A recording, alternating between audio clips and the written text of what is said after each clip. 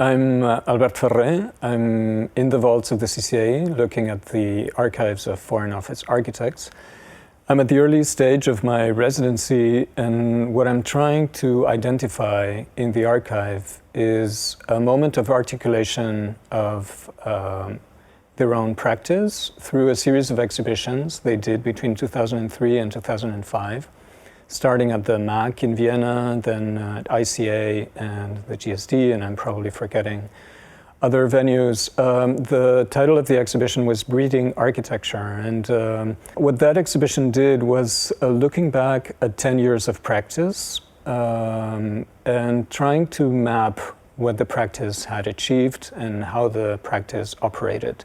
And I think what's very relevant about that exhibition and the kind of discourse that was produced was the idea that the practice was producing a set of tools that could be applied in different ways, could be developed in their future practice, and could also be a tool that would define maybe a new attitude, a new role, a new focus of architectural practice beyond their own practice.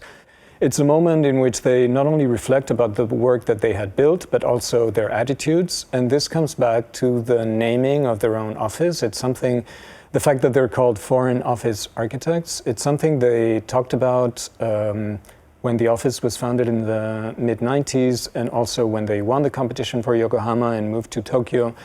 The idea that being foreign equipped them with an ability to operate in local contexts with a certain freedom, both with regard to the local forces, but also to external forces, that they had a kind of free attitude that locals would not have.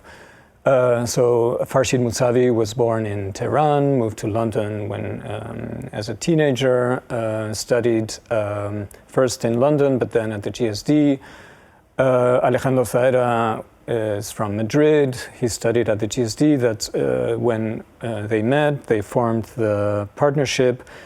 And being both foreign in a way in their location, either at the GSD, working with OMA in the early 90s, and then in London, was defining this attitude.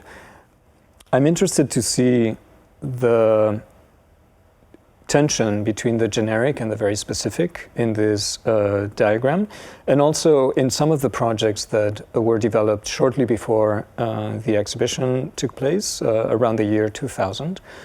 I'm looking now specifically at the project for the virtual house. This was a competition organized by ENI, which I have here, in which they articulated the idea of the virtual, which I think really relates to this.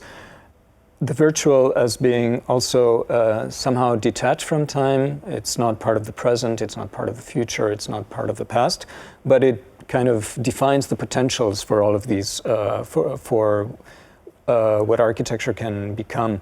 This notion of the generic in the diagram, the notion of the virtual in this project, I think are somehow elaborations of this idea of the detachment that the foreignness of the office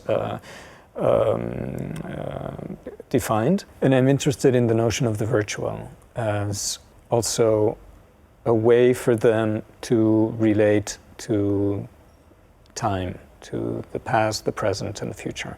So by referring to the virtual, they are taking, again, a position of freedom with respect to the pressure of time, and imagining other possibilities that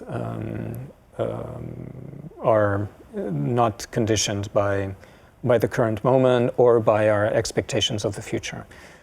I think these three concepts, which I find very, very interrelated, equips them with a very broad and agile set of tools with which they can respond very quickly and very precisely to very different briefs, sites, etc. I'm also looking at the Busan railway station competition, where this was done shortly after the Yokohama competition. And it's a brief that actually relates a lot to Yokohama. Whereas Yokohama was dealing with the idea of ferry terminal, here we're looking at the idea of what a railway station is in the 21st century, or let's say the turning of the 20th to 21st century.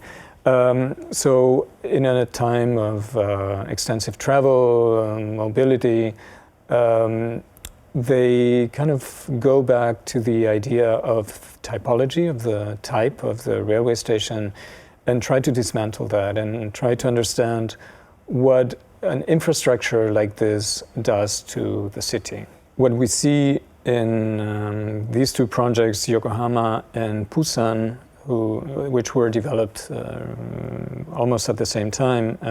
Busan was 1 year after Yokohama, if I remember correctly, is something that then is very clearly reflected in this evolutionary diagram of how they are dealing with the idea of surface, of a continuous floor, let's say. If we follow the diagram, the two projects belong kind of to the same family. There's the idea of these two projects being defined by a ground, which in both cases has multiple faces, multiple facets. In the case of Yokohama, these multiple facets are perforated, so you have a floor that has perforations and through which the flow is organized, whereas in Busan, the idea is that this floor is bifurcated, allowing for another type of relationship between the inside and the outside, or the floor and what is not the floor. So I think it's interesting, even though this diagram was produced much later, that you see in both cases and in all these other projects that I'm looking at already how aware they are of the different materials that they have to develop a project, which so the idea of the floor, the idea of the envelope, the idea of the perforations, of the continuity, etc., and how this is defining the set of tools that let's say the international foreign expert can bring to a specific location.